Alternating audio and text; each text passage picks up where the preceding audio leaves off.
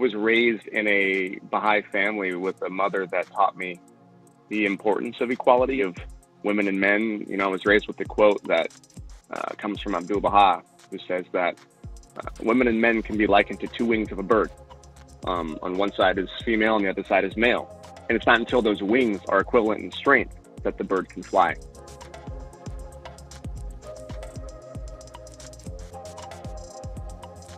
As I got older and I started to see firsthand and notice my privilege and see what was happening in the world and see the imbalance, Man Enough kind of came to be, and decided to kind of take my own personal journey and reflection of masculinity and what it means to be a man into a piece of content. Who at the table has seen something and didn't say anything? Objectification, harassment, of course, and then not said anything. What I would offer to male leaders in positions of power is to ask your coworkers and subordinates and partners for feedback constantly.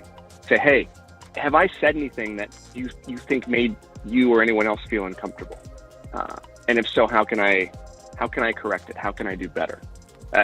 I can tell you that feedback is something that I rely on. I ask all the women in my life for feedback. I ask my wife for feedback. It's not always easy to hear, because when you're asking for it, and you're asking for someone to be honest, then you need to be prepared for the answer. And the answer isn't always pretty, especially with me. And my wife can attest to that, because we're not perfect. And if we were perfect, there'd be no reason for us to be alive, because the journey would be over. So I would say feedback is a really, really crucial, important thing that I would encourage all leaders, and honestly, men or women, to ask for.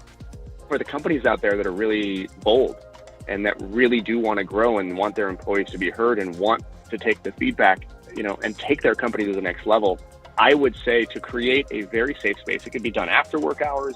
It could be done during lunch. Heck, it could even be done on a day. They could take a day and take a retreat and have these kind of conversations.